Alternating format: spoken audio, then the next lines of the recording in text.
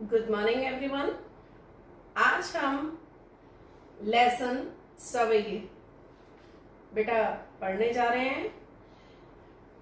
ये सवैये रसखान जी द्वारा लिखे गए हैं। बेटा रसखान जी जैसे आप लोग जानते ही हो कि इन्होंने कृष्ण की भक्ति की है।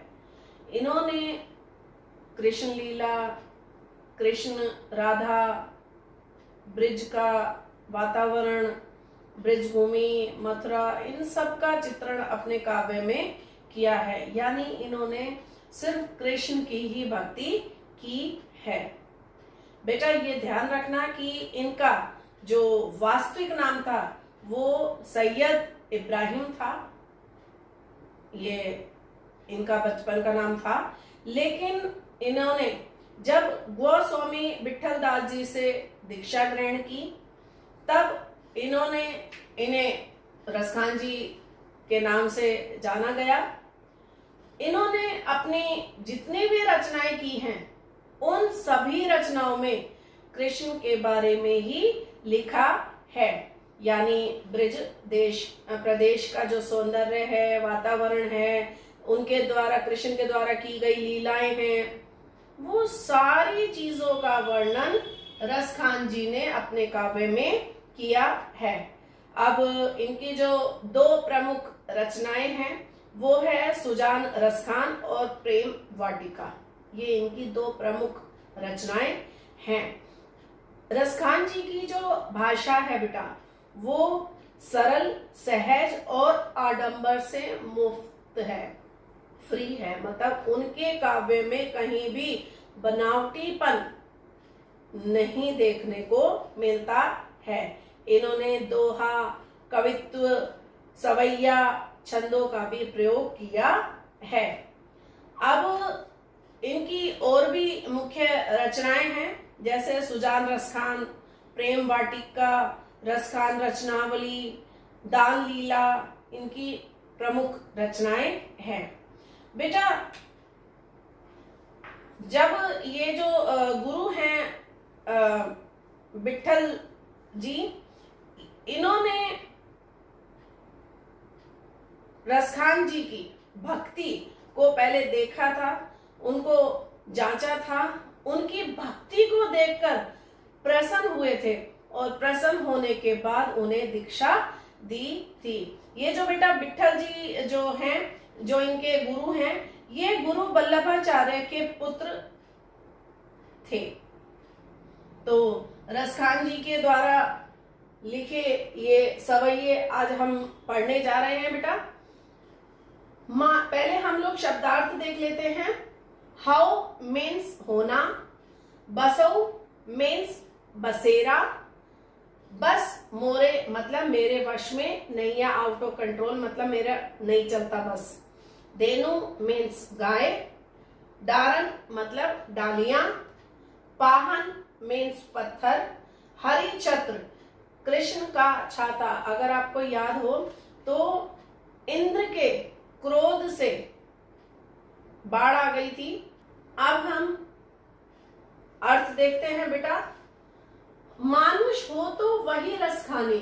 रसखान जी अपने मन की अपनी इच्छा प्रकट करते हुए ये कह रहे हैं कि हे प्रभु, अगर मुझे मनुष्य होना हो तो, यानी मनुष्य की अगर मुझे जूनी मिले, यानी मनुष्य के रूप में अगर मैं पैदा हूं, जन्म लेता हूं, तो रसखान जी कहते हैं बसो ब्रज गोकुल, मैं बसेरा करना चाहता हूं ब्रज के गोकुल में, यानी ब्रज का जो गोकुल गांव है उसमें मैं बसेरा करना चाहता हूं, यानी ग्वालन के रूप में, ग्वाले के रूप में मैं वहां जन्म लेना चाहता हूं। ब्रज के गोकुल गांव में, ग्वालन माने ग्वाले के रूप में मैं अपना जन्म लेना चाहता हूं। जो पशु हो तो, अगर रसखान जी कहते हैं कि अगर मेरा जन्म पशु के रूप में हो, जो पशु हो तो अगर मैं पशु के रूप में जन्म लेता हूं, कहा बस मोरो। जब पशु कोई भी जन्म लेता है तो पशु के अपना खुद का बस नहीं रहता, उसके हाथ में कुछ भी नहीं रहता। तो यहाँ रसखान जी कहते हैं कि अगर मैं पशु के रूप में जन्म लेता हूं तो मेरा बस नहीं है, उसमें मेरा कोई वश नहीं है, लेकिन फिर भी चरो नित नंद की धेनु मझरारण, चरना चाहता हूँ, चरो माने चरना चाहता हूँ, नित माने रोजना, नंद की धेनु, नंद का पुत्र जो है वो कृष्ण ही है, और नंद की जो धेनु यानी गाय के मझारण मतलब बीच में। अगर मुझे पशु का जन्म मिलता है तो मैं नंद की गायों के बीच में चरना चाहता हूँ, रोजना चरना चाहता हूँ। आगे रसखान जी कहते हैं पाहन, पाहन माने पत्थर, पाहन हो तो वही गिरी को जो, कहते हैं कि अगर मैं पत्थर बनता हूं, अगर पत्थर बनता हूं तो उसी पर्वत का हूं। कौन सा पर्वत बेटा? अगर आपको याद हो तो इंद्र के क्रोध को, जब इंद्र ने क्रोध किया था, गुस्सा किया था, उसके वश में बाढ़ आ गई थी, और बाढ़ आने की वजह से पूरा गोकुल गांव बहने लगा था। तब सब लोगों ने कृष्ण के पास जाकर सहायता मांगी थी, और कृष्ण ने गांव को बचाने के लिए गोवर्धन पर्वत जी को अपनी चिकली उंगली पर उठा लिया था, याद होगा आपको।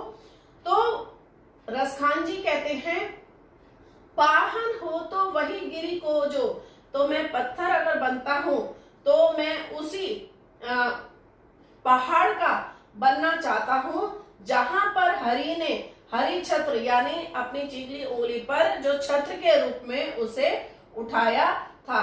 पुरंदर माने इंद्र, तो इंद्र के क्रोध के कारण हरि छत्र को धारण किया था, यानी गोवर्धन पर्वत को उन्होंने अपनी चीखली उंगली पर उठाया था। तो मैं उसी पर्वत का, उसी पहाड़ का पत्थर बनना चाहता हूं।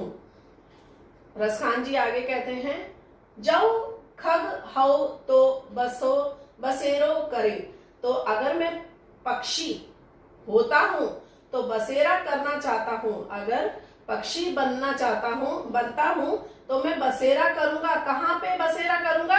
मिली कादम्बनी यानी यमुना, कालिंदी मतलब होता है यमुना, कूल माने होता है किनारा, कादम ये पेड़ है जो यमुना के किनारे पर था, जिस पर कृष्ण जी ने बैठकर बांसुरी बजाई है, गोपियों के साथ हटखेलियां की हैं। अगर आपको याद हो तो पेड़ के ऊपर बैठकर उन्होंने कपड़े उठाकर चुराकर भाग गए थे। तो ये वही यमुना का किनारा है जहाँ पे उन्होंने कई लीलाएं रची हैं। तो रसखान जी कहते हैं कि अगर मैं पक्षी के रूप में जन्म लेता हूं तो मैं वहीं बसेरा करना चाहता हूं जहां पर यमुना के किनारे पर कादम की पेड़ की डालियां हैं, डारण माने डालियां हैं। तो आई थिंक आपको ये समझ आ गया होगा। अब हम सेकंड पद पढ़ेंगे बेटा। या लकुटी अरु कामरिया, बेटा लकुटी का अर्थ होता है लाठी और कामरिया का मतलब होता है कंबल।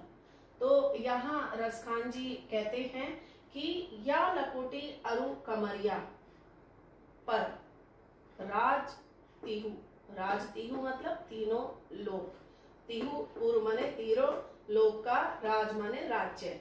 यहाँ रसखान जी ये चाहते हैं कि अगर उन्हें कृष्ण जी की लाठी और कंबल, आपको अगर याद हो कि कृष्ण जी जब गाय चराने के लिए जाते थे तब उनके हाथ में एक तो लकड़ी रहती थी, लाठी रहती थी और कंबल रहता था। तो रसखान जी अपनी भक्ति करते हुए ये एक इच्छा प्रकट कर रहे हैं कि अगर मुझे कृष्ण की लाठी और कंबल मिल जाता है तो मैं राज्य मतलब पूरा राज्य तीहुपुर यानी तीनों लोक का पूरा जो राज्य है वो तजी डारो, उनके ऊपर न्योछावर कर दूं। तजी माने होता है त्याग करना, डारी माने होता है डालना, यानी मैं तीनों लोक का राज्य लाठी और कंबल पर न्योछावर कर सकता हूँ। यानी मेरे लिए लाठी और कंबल ही बहुत ज्यादा इम्पोर्टेंट है, ना कि तीनों लोक का राज्य, मतलब मुझे ये नहीं चाहिए, तीनों लोक का राज्य नहीं चाहिए, मैं उनके ऊपर न्यौछावर कर सकता हूँ। आगे रसखान जी कहते हैं कि बेटा आपको अगर याद हो कि हम लोग अगर कोई पूजा करते हैं तो आपकी मम्मी तो पूजा नहीं करेंगी, पापा जब पूजा करते हैं, दीपावली पे अगर आपने ध्यान दिया हो कि आपके घर के बुजुर्ग जो होते हैं वो पूजा करते हैं, या फिर कोई पंडित आता है शुभ काम करने के लिए हमारे घर, तो एक वो थाली सी लेता है और थाली लेने के बाद वो रोली से सातिया बनाता है और साइड में ऐसे ऐसे डॉट्स लगाता है। अगर आप उनसे पूछोगे तो वो आपको कहेंगे कि ये अष्ट सिद्धियां हैं, 9 निधियां हैं, वो ऐसे करके आपको बताते हैं। ये एक अष्ट सिद्धियां और निधियां ये जिस व्यक्ति के पास होती हैं बेटा वो बहुत ही ज्यादा अमीर, गुणवान, हर तरीके से पूर्ण होता है, हर तरीके से। मतलब अगर आपको कुबेर का खजाना भी होता है वो भी इसमें ही आता है, धन दौलत भी इसमें आती है, गुण भी इसी में आते हैं। तो अष्ट सिद्धियां, अष्ट माने 8 सिद्धियां और 9 निधियां, ये हमारे जो ईश्वर के द्वारा अगर किसी को मिल जाते हैं तो बेटा उसका तो कल्याण ही हो जाता है।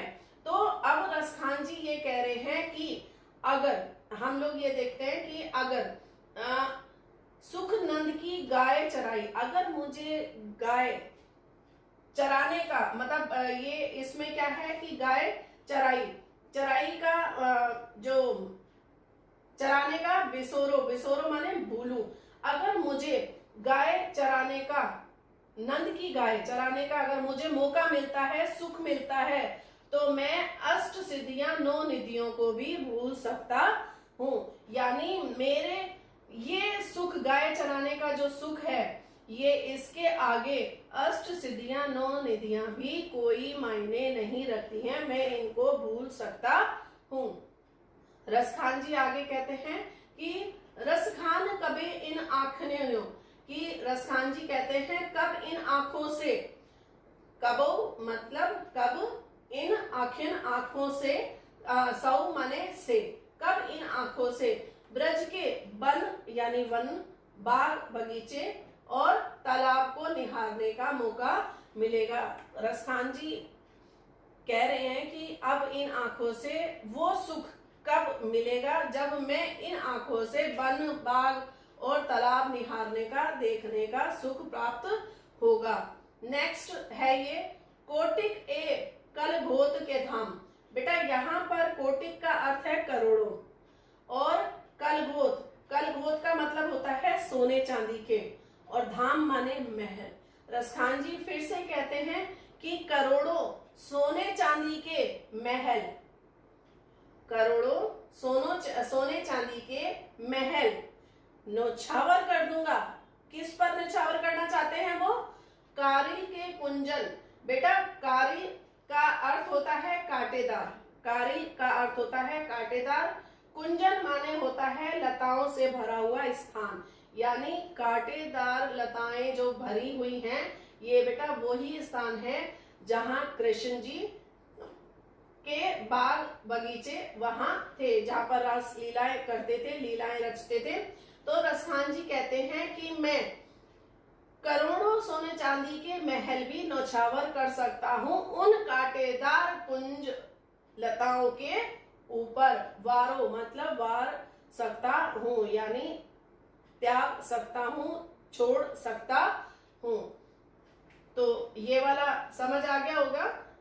लकुटी माने लाठी, कामरिया मीन्स कंबल, तीहुपुर मीन्स तीनों लोग, तजी मीन्स त्याग, डारव मीन्स डालना, बिसोरो मीन्स भूलू, कबो मीन्स कब, सौ मीन्स से, कोटिक मीन्स करोड़ों, कलघोत मीन्स सोने चांदी के, धाम मीन्स महल, कारी मीन्स कांटेदार, कुंजन मीन्स लताओं से भरा हुआ स्थान जो ब्रज में है, वारो मीन्स न्यौछावर कर देना चाहता हूं। यानी जो रसखान है वो कृष्ण के से संबंधित जितनी भी चीजें हैं उनके ऊपर सारा सुख, धन, दौलत सब कुछ त्याग कर देना चाहते है मात्र कृष्ण की लीलाओं को, उनके दर्शन को, उनसे संबंधित चीजों को पाने के लिए। अब हम तीसरा पद देखेंगे। बेटा इसमें दो सखियां आपस में चर्चा कर रही हैं, बातचीत कर रही हैं, वार्तालाप कर रही हैं। एक सखी दूसरी सखी से कृष्ण का रूप धारण करने के लिए आग्रह करती है कि वो कृष्ण का रूप धारण करे। इस पर कृष्ण जी का रूप धारण करने के पीछे वो अपना व्यू देती है। तो जवाब में वो कहती है कि हे सखी, जैसा तू कहती है मैं वैसा ही करूंगी, अर्थात तू जो चाहती है मैं वो ही करूंगी, यानी मोर पखा सिर ऊपर राख्यो। कृष्ण हमेशा अपने सिर पर यह मोरपंखी लगाए रहते थे, उनका वो फेवरेट भी था। तो सखी कह रही है कि ठीक है, जैसा तू चाहती है मैं वो ही करूंगी, यानी कृष्ण के अकॉर्डिंग मैं जैसा कृष्ण करते हैं मैं वो ही करूंगी, अर्थात मोर पखा यानी मोर का पंख सिर के ऊपर रख लूंगी। राख्यो मीन्स धारण कर लूंगी, रख लूंगी। गुंज की माल गले पहनूंगी। ये गुंज एक ऐसा फूल होता है जो गुथा हुआ होता है, गुथा हुआ लाल रंग का होता है, जिसे हम माला भी बनाकर पहनते हैं। तो सखी कह रही है कि ठीक है, मैं कृष्ण की तरह ही गुंज की माला, माल मीन्स माला, तो गुंज की माला गले में धारण कर लूंगी, पहन लूंगी।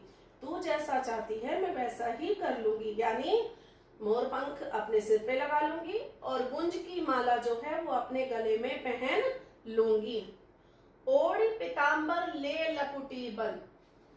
ओढ़कर, ओढ़ी मीन्स ओढ़कर, पितांबर मीन्स पीले वस्त्र यानी पीले कपड़े पहनकर, ले लकुटी, लकुटी मीन्स लाठी, लेकर लाठी यानी पीले वस्त्र धारण करके हाथ में लाठी लेकर, बन यानी वो गायों को चराने जाते थे ना कृष्ण जी, वैसे ही मैं गोधन यानी गैयों को ग्वारन संग फिरूंगी, यानी ग्वाले के रूप में गायों के संग मैं फिरूंगी, यानी मैं ग्वालन बन के गायों के साथ फिरूंगी।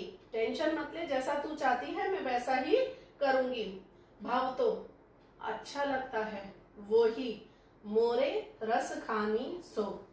रसखान जी कहते हैं कि जो अच्छा लगता है मुझे मैं वो ही करूंगी, यानी जो उनको अच्छा लगता है मैं वो ही करूंगी। तेरे कहे सब स्वांग करूंगी, तेरे कहे के अनुसार यानी जो तू कह रही है, स्वांग यानी रूप धारण करने के लिए वो ही करूंगी, यानी तू जैसा कह रही है मैं वैसा ही स्वांग धारण कर लूंगी। या मुरली मुरलीधर की अधरन, मुरली बांसुरी, मुरलीधर यानी कृष्ण के अधरन की धरी अधराना धरूंगी। अब यहाँ पर ऑब्जेक्शन करती हुई कह रही है कि जो तूने मेरे से कहा मैं वो ही करूंगी, लेकिन मैं मुरली कृष्ण की होठों पर धारण नहीं करूंगी। धरी अधरन यानी नहीं धारूंगी मतलब नहीं रखूंगी, धारण नहीं करूंगी। बाकी तू कुछ भी काम करा ले, लेकिन मैं कृष्ण की मुरली अपने होठों पर नहीं रखूंगी।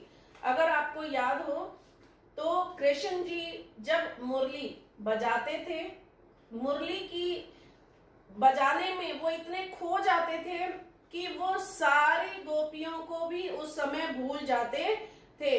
वो इतना मधुर स्वर में बांसुरी बजाते थे कि बांसुरी बजाते समय उन्हें कुछ भी याद नहीं रहता था।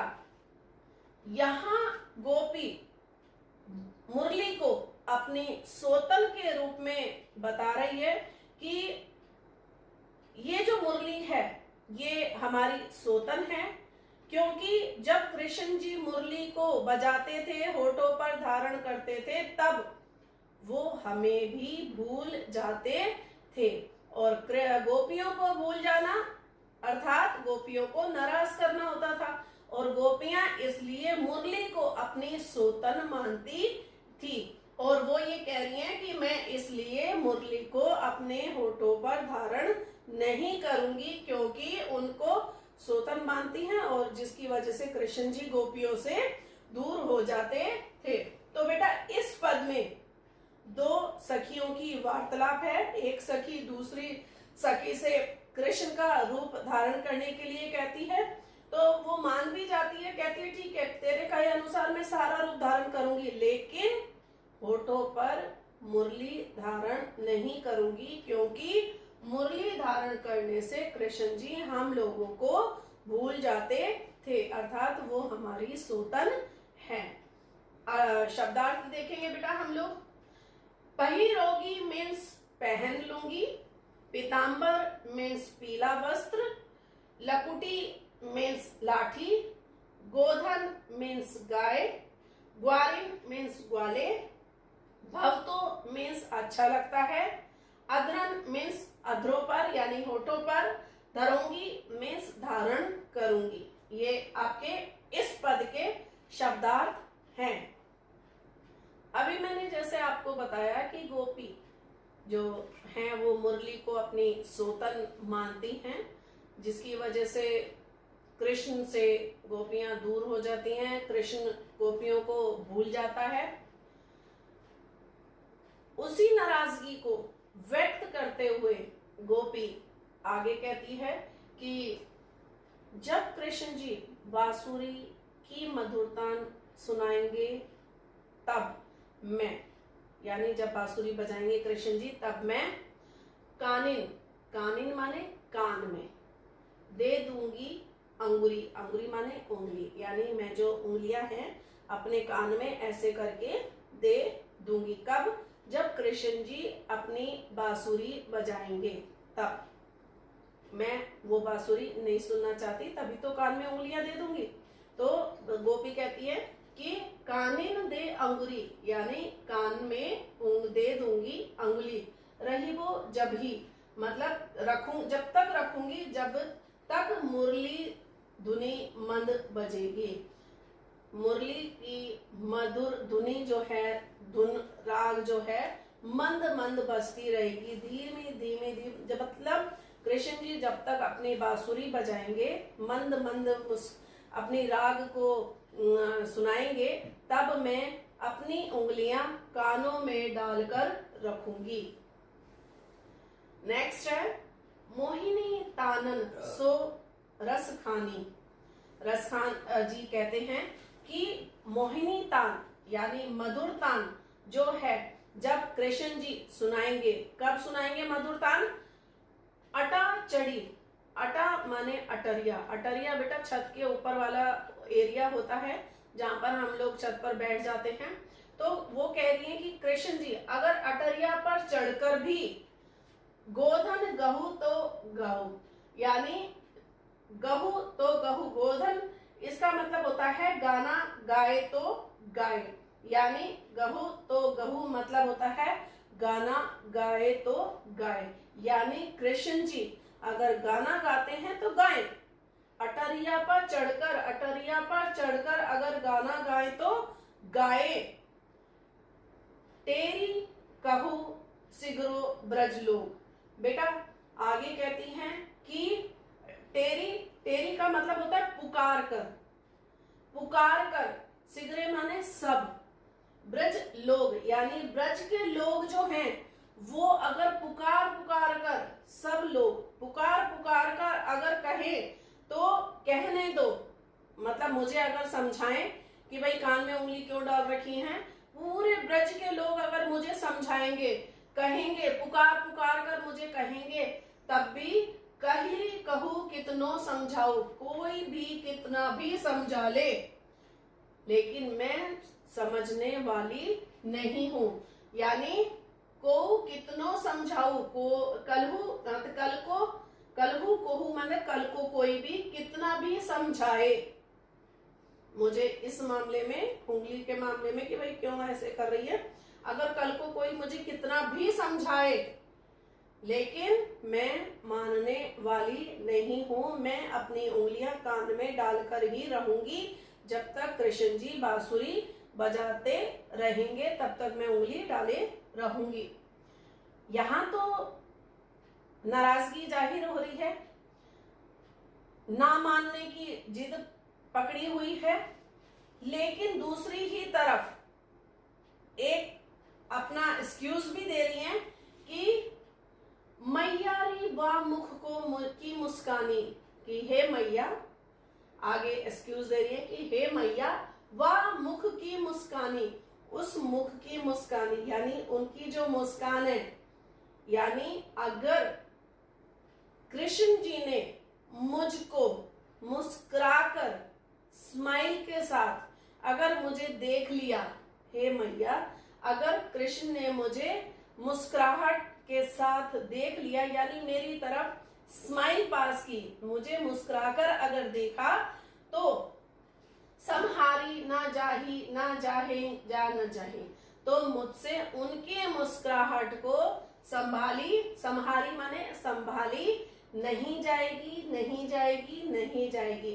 अर्थात मैं नाराज हूं उनसे, मैं मानने वाली भी नहीं हूं, लेकिन अगर कृष्ण ने मुस्कुराकर मेरी तरफ देखा तो मेरी जो नाराजगी है वो अपने आप ही गायब हो जाएगी। अर्थात मुझसे उनकी मुस्कुराहट संभाली नहीं जाएगी, नहीं जाएगी। अर्थात मैं जब वो मुझे मुस्कुरा कर देखेंगे तो मेरे अंदर जो ये गुस्सा है वो अपने आप ही गायब हो जाएगा और मैं उनकी तरफ खींची चली जाऊंगी, क्योंकि उनकी मुस्कुराहट इतनी मनमोहक है कि मेरे जो जितने भी गिले हैं, शिकवे हैं, शिकायतें हैं, उनके एक मुस्कुराने पर सब अपने आप गायब हो जाएगी। अब बेटा शब्दार्थ देखेंगे हम लोग।